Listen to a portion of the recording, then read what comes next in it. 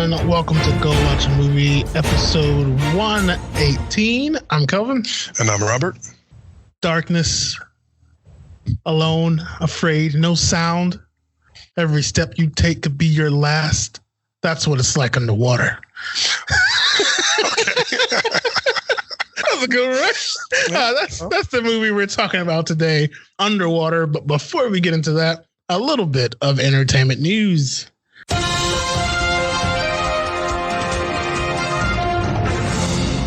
First and foremost, the Oscar nominations were put out, and it's, we just had the Golden Globes, so it's a pretty similar lineup. Just going to go through the big four. Best Picture, 1917, Ford versus Ferrari, The Irishman, Jojo Rabbit, Joker, Little Woman, Marriage Story, Once Upon a Time in Hollywood, and Parasite. I still want to see Parasite. I have not seen that yet. Is the whole thing subbed?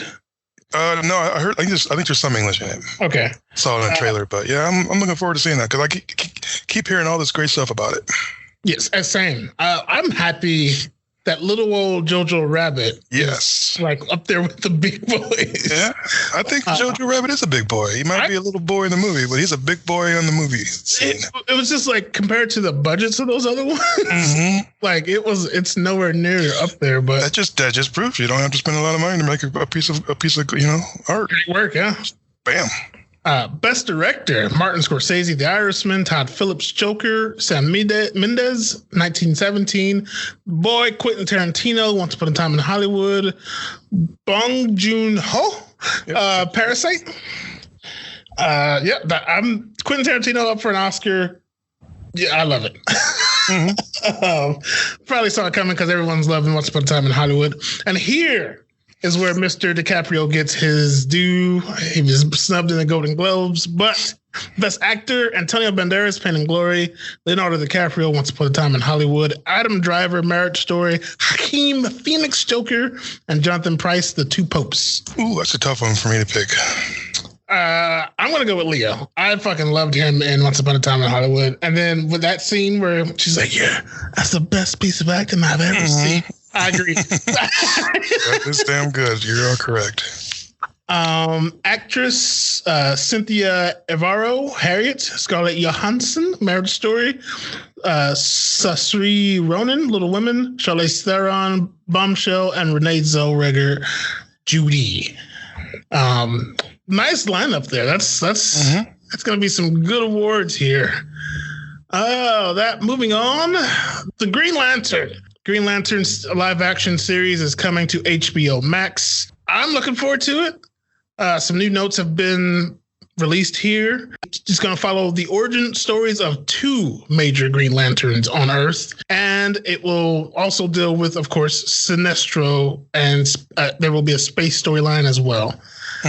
Are you looking forward to a live action Green Lantern? It sounds like it could be good, but again, I always like to wait and see because I don't put my foot in my mouth and say, that sounds good, but maybe it's great, or vice versa. So I don't know. I think if it follows the grittiness that I know HBO can pull off, like a Westworld, a Deadwood, Boardwalk Empire, but with comics, I would love it. I think the potential is there. I'm just worried, thinking about how the audience is going to respond to it.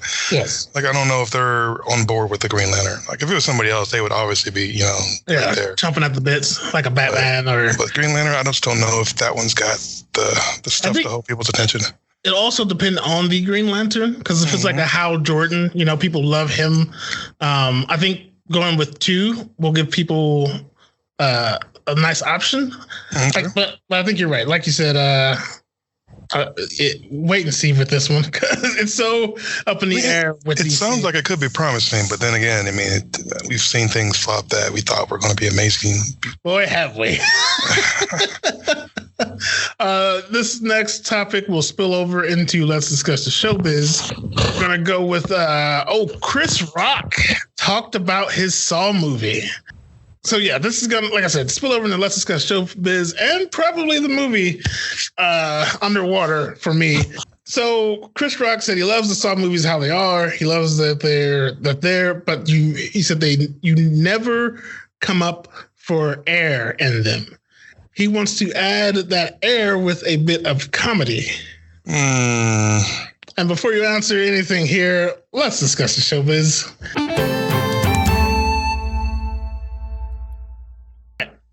I'm down for a little bit here and there sprinkled. In certain comedies, in certain horror, I mean, like the Scream movies, they fit. It kind of is their thing. It became Freddy's thing, but there are some legitimate. Like, I don't know if I would have liked the original 2 or 3 Saw movies if they were splattered with jokes throughout. You know, yeah, I think those movies are fine the way they are, especially the first one, which was just the one that put them on the map. They're just so ingenious what they did. I don't think they should mess with that. I don't think putting comedy in there would. I mean, I don't want to come up from air during those movies. That's the whole point. And then mixing, like, I'm fine with horror comedies. I like those. It's a great genre. There's lots of good ones. But I think what Chris Rock, I hate to say it, what probably should do, not that he's going to listen to me or anybody else is, but I think he should maybe make his own thing. And then mix the elements that he likes in Saw with his, fondness for comedy, and then make his own thing, not, tackle the actual Saw thing because he likes Saw but wants to see it with comedy. He should just make his own thing. Yeah, I gotta agree, because he said the way he's putting it is like it's gonna have that same intensity, but you'll be able to breathe. And it's like, that's not Saw for me then, because I like the way Saws make you feel trapped. Mm-hmm. Like you're in that room with that person who may have to saw his own leg off or gut his friend's belly to get a key out. I will gut your belly, Robert. Go right ahead, man. I've had a good life. So yeah, I don't want in that minute like someone's like, oh, what are we gonna do? You're gonna cut me, and then some corny cornball joke all of a sudden out of nowhere, tossed in there. Like I don't know. Maybe he's onto something, and he's going to make this thing that we're all going to be feeling stupid about not being on board with from the start. But for me, I just think Saws should be what they are, and then he should just make his own thing, and then add his comedy if he wants to. I just don't see the point of tackling the Saw movie. Exactly. And doing that to it. I don't know. I don't know. It may be, it may be what we need. Samuel L. Jackson's signed on board to play someone in the film. Mm-hmm. So we'll see, man. We'll see. I don't know. That was like Chris Rock in that Madonna video. Did you see that when he was in there, like a cameo? No. Okay. Well, there's I'm just like, why would he be in there? Like, I don't understand. Because there's only like a couple celebrities. Like, I guess there was maybe a good handful, like maybe half a dozen. But it was just weird to see him in there, and he's like, I don't know. I feel the same way about the Saw movie. Like, why are you in there? You shouldn't be. Yeah, go tell a joke. But yeah, that will bring us to trailers.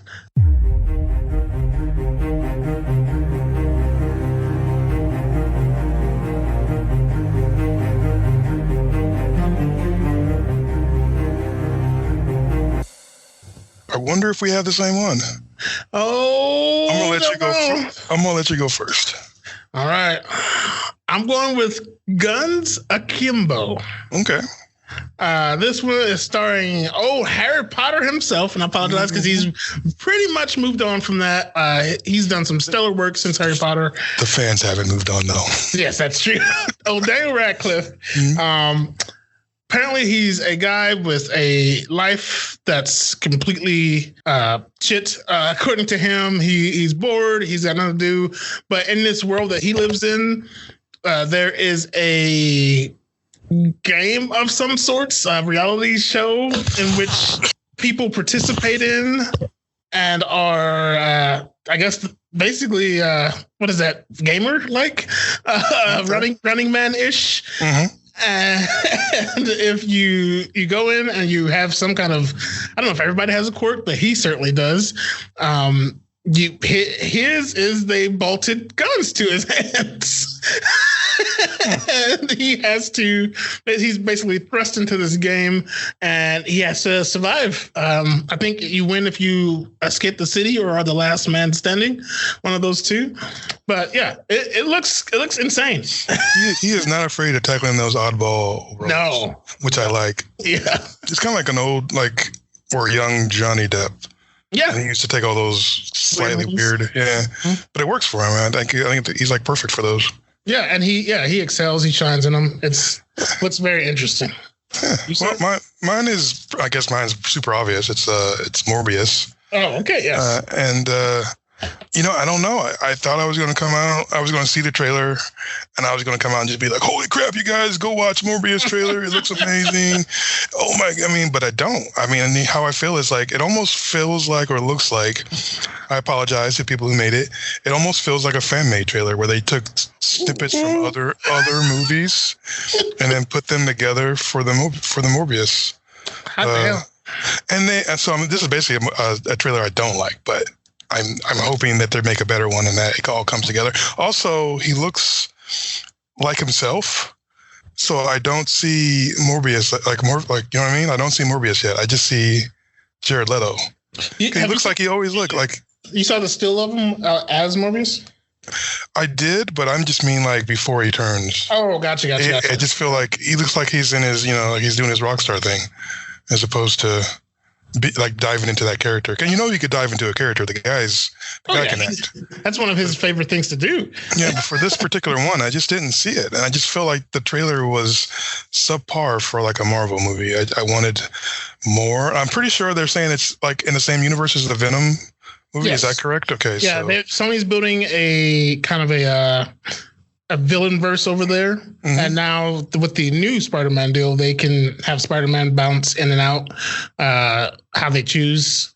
So yeah, it's without totally going into like how I feel about Morbius, because I'm not super familiar with him. I remember him from like the cartoon and a few comics, but I guess he really is like that anti-hero type. So yeah, he's one of the most tortured Marvel people, because like he doesn't want to be a bad guy, but he has to be a bad guy. Yeah, so it makes sense that they're doing it. Because at first I'm like, why are they doing that? They're doing the same thing what they did with Venom, making him like an anti-hero instead of letting him be who he's supposed to be. Yeah. So I saw that happening again. Like, well, wait a second, isn't he? So I looked it up and so he is actually that type of anti-hero character. Yeah. But I just think going back to the trailer, it just felt like they just took a bunch of snippets from random movies and put them together to make a that's the way it felt to me. It just didn't feel like it held together. There's some cool looking scenes, like when he's like the vampire. There's this really bright colored scene where he's moving super fast and there's like these colors behind him. There's a lot of good stuff going, but it just didn't like connect together. It just didn't look like a cohesive trailer. It was weird to me. I don't know. Yeah, that scene reminded me of a Nightcrawler. Yeah, and I saw something that said when I was looking it up that it was like a teaser, but I'm like, that's not a teaser. It's like 3 minutes long. How is that a teaser? So I'm hoping there's something better coming along, because I am excited to see a Morbius movie, but I just don't think this trailer is going to sell it. Yeah, I love Spider-Man. He's my boy. I agree. This should not have been called a teaser, but they do that now so they can justify releasing 5 or 6 trailers down the line. Mm-hmm. But I still don't like the fact that they're doing these villain movies without Spider-Man. Right. Yeah. I understand it's like an origin, so I guess we could, be okay with that. But then the Venom origin wasn't correct to have a Spider-Man. So now I'm confused and I don't know what they're doing. I just want them to stick to the rules. Exactly. Yeah. Well, yeah, that's trailers this today. Check that out or not. Yeah. But that will bring us to our main feature, Underwater. Watchbot, if you would not mind. Disaster strikes more than 6 miles below the ocean's surface when water crashes through the walls of a drilling station. Led by their captain, the survivors realize that their only hope is to walk across the sea floor to reach the main part of the facility. But they soon find themselves in a fight for their lives when they come under attack from mysterious and deadly creatures that no one has ever seen. It stars Kristen Stewart, Jessica Henwick, T.J. Miller and Vincent Cassel. It was written by Adam Cozard, Brian Duffield and directed by William Eubank. Thank you, Watchbot. So Underwater. Yes. So, Kristen Stewart. We. Oh man, where do we start here? Well, I'm going to start with hitching on to let's discuss the showbiz and entertainment news. TJ Miller is a cartoon character. I just love it. He does not belong in a horror suspense film. So you think takes they you out of it? They should have left him buried where they found him? Yes, with his little fucking rabbit, which they never really explained. No, yeah, they didn't explain it all. I don't. Yeah, I like just like I said with Saw. I don't need in this kind of film. I did not need that. Like that was. I understand they were trying to put some comedy in there to lighten the load. Maybe they're pulling a rock, but I don't think. I'm absolutely on board with you there. Yeah, he did nothing for me in the film. And I'm not God saying he has a place. Yeah, like. Throw him in those Transformer movies till you die. I don't care. But yeah, I was happy to see him meet his end in this particular movie because I wanted that. I wanted to enjoy that suspense and that feel. But I'm sorry, that's where I started. Nope. What do you think, sir? I feel the same way you feel about TJ, but also, this is going to probably surprise you, I kind of felt the same way about Kristen Stewart. Oh. I don't think she should have been cast for that part. I think it was miscast. Yeah. I didn't feel she played that same quirky, socially awkward person that she played in the Twilight movies, which was fine for those, or in the first one anyway. I mean, and it worked. I mean, that was cool. But now it's like, okay, I don't want to see that anymore. You did it. We understand you got it on lock. Can we see something else from you? And she's given us other things. I've seen her in other movies. She did fine. I thought she did a good job in some things. Personal Shopper, for instance, that was fine. But this one, I don't feel like that particular person was right for that role. And I'm jumping way ahead to the very ending to her little catch line at the end. That wasn't cool. I don't think it was necessary. I don't think that makes, maybe there's some 13-year-old girl who was in the audience who was like, yeah, but for me, it just didn't work. And I do like she punched somebody in the face, but that was outside of that, no. And she acts confused all the time. Like, that's what I get from her. Like, she doesn't understand what's happening or why it's happening when people are clearly trying to explain it to her. She's just like confused and in pain, and I don't understand what's happening. And I understand in that instance because just huge spoilers ahead. We're just going to spoil the hell out of this, so just be prepared. Spoilers. So like you understand what her situation is as you go throughout the movie. They didn't start the movie out giving you that character development that I always like to have, so that I know who I'm rooting for or not rooting for, or liking or not liking. They wait the entire length of the movie basically to explain how she is in pain because of somebody that she loved dying and blah blah blah, and why she makes the sacrifices that she makes throughout the movie. So, that, in a sense, yeah, but overall, I would have preferred to have a little bit more in the beginning so that I know. It's kind of a backwards way of storytelling because, and I get it, they could have saved the big reveal of why she was that way for the end, but kind of hint towards it, because all we got was her clinging to a picture to give us any kind of and it gives you the... I guess falsehood, and maybe this is what they were going for, of she really wants to get back to this person instead of what we actually got. Yeah, and they did some things in the beginning that weren't horrible. It just, I don't think it worked. Like when she was doing her little narration at the beginning, she was like, he's a half glass, half full type of person, but I'm a glass empty person. She got to be a little bit harder than the person that she was talking about before her. And then not believing in, time, but only believing in moments. And then right after that, you get these slow motion scenes that seemed unnecessary. I guess that was supposed to convey the moments and not the time thing. That's what I'm assuming anyway. So there's just some stuff that just seemed, unless you were paying really close attention, like that, like the slow motion parts were just pointless. without that little narration in the beginning of moments and not believing in time but moments. I also feel overall that this movie felt to me unfinished. I know it's only 95 minutes. Okay, for something like this kind of sci-fi mystery thing, I feel like it should be a little longer. And I felt like there were some transition scenes, like sci-fi transition scenes that weren't there. I may be wrong. Maybe that's just the way they want it to be. Like when they're going from one area to another, they have to get depressurized or pressurized or whatever it is. Yeah. And normally they're in a room and the water is rising up from the floor, to fill the room. We don't get any of those. Maybe towards the end there was one, but I think like during the beginning they did a couple transitions where all of a sudden they were inside or inside the little whatever base or thing, and then all of a sudden they were walking outside. There was no transition, and I felt like it missed a couple things, like helping the audience like dive into that world, because you need those little segments of realism for you to actually be there, present yourself. But they kind of took those out. It's almost like they were making the movie and they ran out of money, and then they're like, we got to go talk to the studio and get some more money. And the studio watched what they had, and they're like, no, you go ahead and finish with what you got, because we're just hoping to get a return on this. And that's what it felt like to me. It felt almost unfinished. Yeah, I can see that for sure. Mm-hmm. But let's jump back here.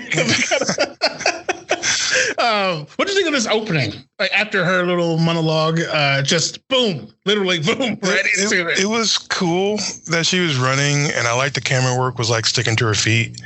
Like there's a couple scenes like that. I liked that for the most part. Mm-hmm. But then there was a big decision to be made before we ever knew who the characters are. So it was almost like there was just some fodder there to be killed for no reason. And I just kind of felt, all right, I don't feel anything for those people. It would have been nice to get a scene with them. Maybe they were in the bathroom with her or something, or something. Well, it was a big bathroom, just so that the people listening have an idea. It wasn't just her in a one stall bathroom, but it was like they just something so we can be like, oh no, those people died. I mean, that sucks. Yeah. Start out with, instead of just like, okay, those people died. She had to make a decision, and they don't really even touch on that very much. I think they do for like one little bit. Yeah, it's very, very brief. He tries to calm her down and say, we didn't know what was going to happen if we, You kind of feel like maybe she's awkward in Iraq because of that moment, but no, that's just who she is. Mm-hmm. So is that kind of hurt it too a little for me anyway. Yeah, I wanted more story there, but I kind of like being thrust into the action like that. Mm-hmm. But it would have been nice to see, like you said, like, were those people important? Like, what was she, And I feel like there was going back to first, for me, sci-fi has to have a little bit of realism to it, or like good decisions. And I feel like, why are there living quarters there instead of where they would be safe at towards the middle of the thing? Mm-hmm. They were like way out where they shouldn't be. So it just felt like that was a doomed situation anyway. I don't know. Maybe that's just me. Yeah, I don't think that thing was long like that. It wasn't necessary. It's like, and it would have been cheaper to put them closer, and everything would have been all compact and right there. And why have that long just over corridor where your living quarters are? I don't know. It just seemed strange to me. I'm curious. They never. I was trying to see. Like I was paying close attention because they were kind of doing the Godzilla King Kong thing where they give you blips in the opening. Mm-hmm. So I was trying to see what exactly they were digging for. Yeah, I didn't like the opening where they were just going through all the news articles and stuff. And it was almost too. I mean, we get it. They're drilling. Yeah, they're underwater and they're drilling. We already know that from the title of the movie. I don't know why they had to have that much in the beginning to explain. They spent that much time explaining what they were doing, but no time explaining the characters and who they were. Yeah, I wish. I wish they would have did a little bit more, because that time could have been spent, like you said, it could have been spent just building somebody, or hey, give us a brief rundown on what they're actually doing down there and why we should care about what they're doing down there. Mm-hmm. What do you think of Rodrigo? The first guy she meets who helps her close the door and kill people. I liked him in another movie. I thought he was really good. This one, I don't think he lasted long enough to shine.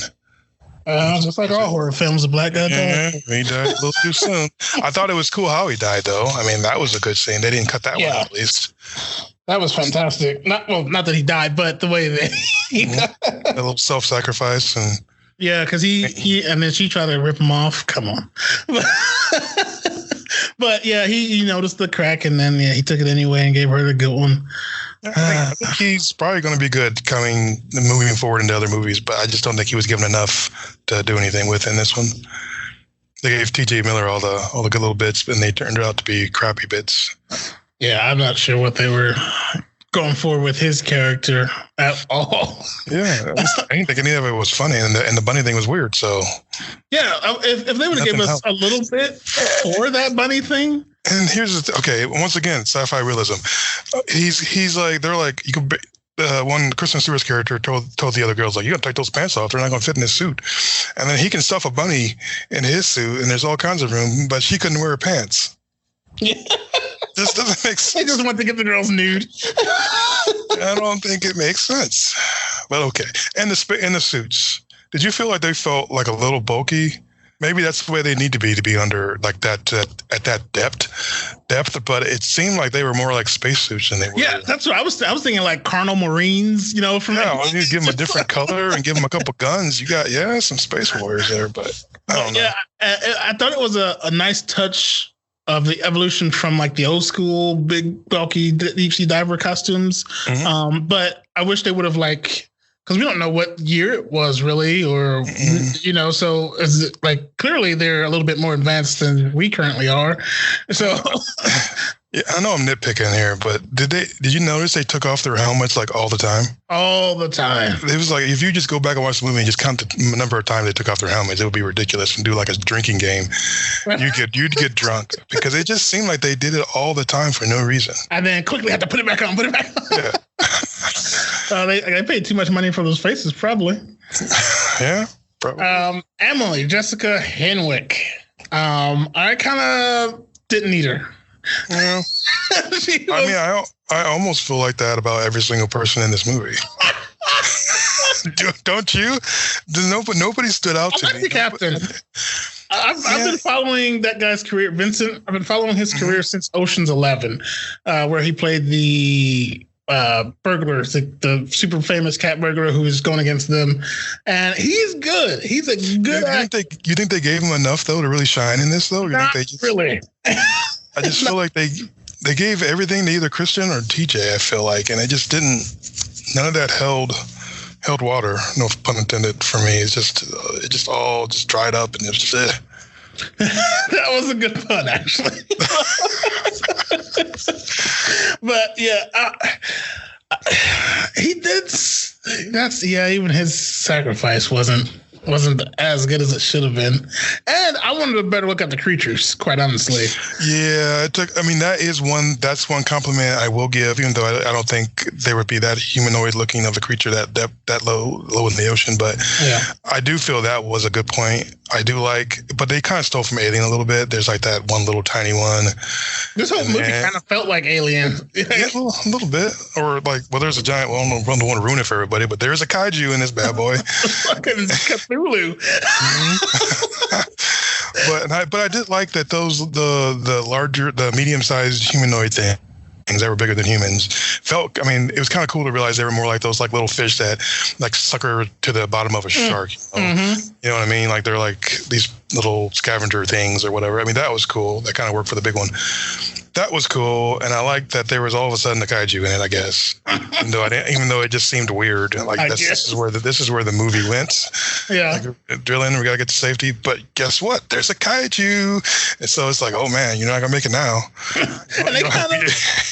And they kind of just throw away why these things. Maybe we drilled into a pocket heat. Yeah, yeah, they drilled into where they shouldn't drill. We shouldn't be. One person said we shouldn't be down here. We shouldn't be down here. Mm-hmm. Yeah, you shouldn't. I shouldn't be in this movie, but I am.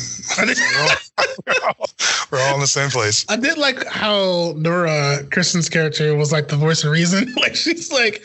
Being that, but every horror fan shouts at the screen. Yeah, we should probably turn back. Turn back now. Don't do. Don't touch that. But yeah, I realized watching this movie that every Alien movie is basically a mama frightened for their child. They all start with that. Okay, I can see. Even in Aliens, they kill one of the face huggers first. Mm-hmm. And the horror starts. Face hugger is basically a baby. Yeah. That's when they get the baby first. These are angry parents. Yeah. I'm trying to think of what. I don't know. Yeah, you're right. Those face huggers are weird though. Yeah. Because they're not really the baby though. Yeah, that's true. The little because they're like there's an egg, and then the face hugger comes out, and then the face hugger implants whatever is going to grow into the Xenomorph. Yeah, so it's like a in between from the egg and the. I don't know.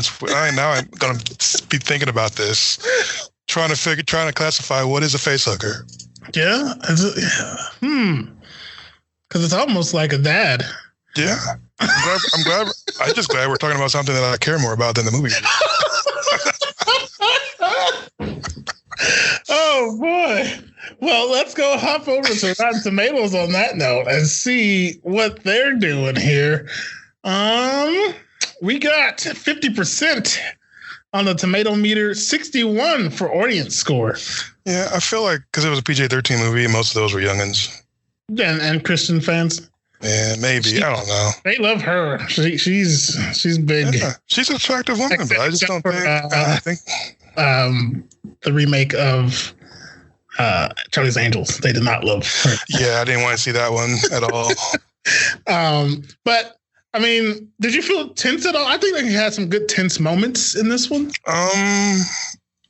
Honestly, no. I felt super bored. I was super annoyed with the movie. I was super bored. I was waiting for something to connect with me, and it just didn't. And then the cool line at the end completely ruined it for me. I was just like, I'm done. I couldn't wait for that. I was waiting to see if something was going to happen, like after like part of the credits started rolling, and I couldn't wait to jump up and run out because I was just like, no, it's not the movie for me. And I love sci-fi, and it's so depressing when you go to see a sci-fi movie and it feels like it just wasn't finished or it didn't hit the mark that it was supposed to be. Because there's good ideas in it. Don't get me wrong. There's good ideas in it. There's, there's some of the designs are pretty cool. Yes. I just think it was miscast. I thought it felt like it wasn't finished.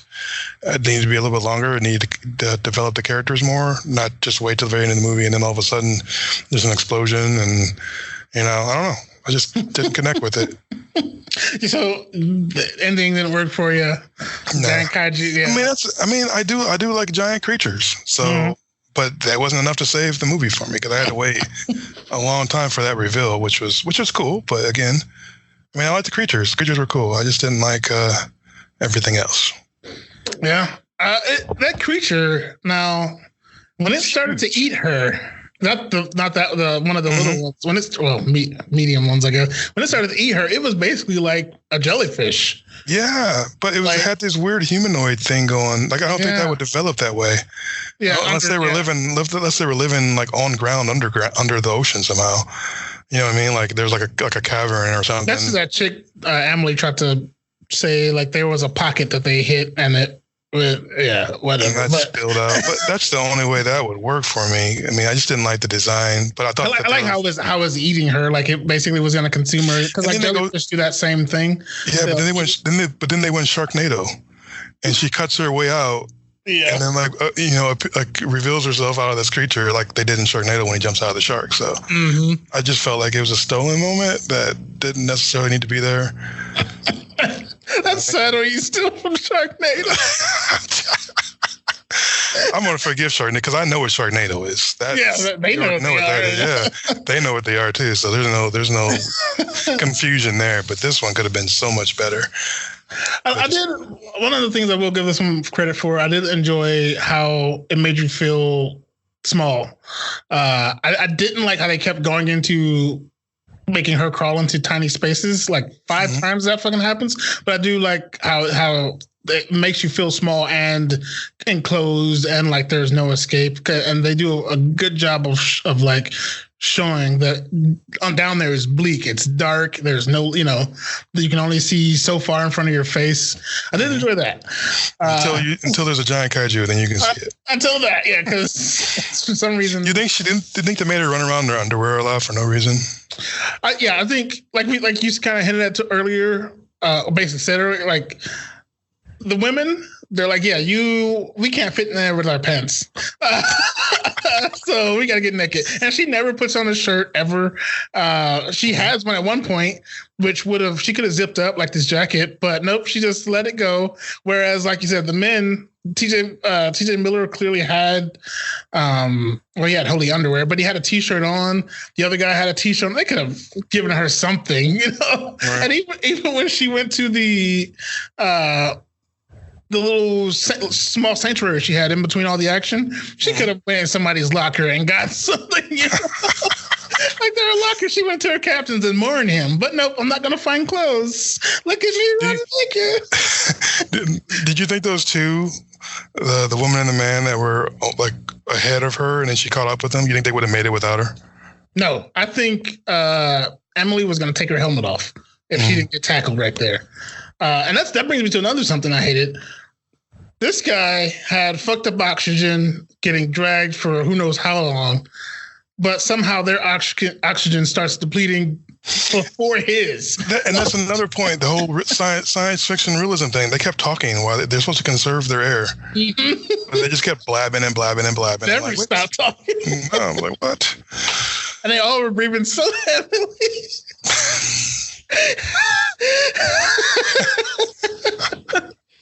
Yeah. Go watch it out for you, sir. Nah. Oh. I hate being that way because I feel like people put a lot of work into it, a lot of imagination, but it didn't hit the mark for me. I just can't do it. I can't suggest it if I don't feel it. I hear you. I didn't hate it. I didn't love it. I think I'm with the 50% tomato meter. Like, it's like you realize there was potential there, but you don't think they met it. But you're still, hopeful that it could have. I don't think it was a complete flop, but I'm not going to purchase a hard copy of this. No, no. But if you can catch a matinee, I'm going to say go watch it. All right, man. Matinees are $3 to $4 somewhere. Well, unless you're in New York, then whatever. But yeah, go catch a matinee of this one. Where you can find us, go watchamovie.com, the one-stop shop for all things entertainment. The trailers and news are on there. Anywhere a podcast can be played, Apple, Spotify, the other ones, Instagram, Facebook, Twitter, and like, subscribe, comment. You think we're wrong, comment when I post up the episode. If you love this movie, you love Kristen, you think everybody did a great job, let us know. You love that cartoon son of a bitch. Let us know. Tell us why, because I'm curious what other people think. Me too. Tell us why you liked it. But yeah, let us know on those Instagrams, or go watch a movie at yahoo.com.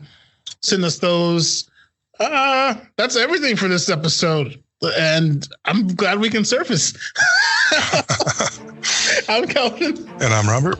Go watch a movie.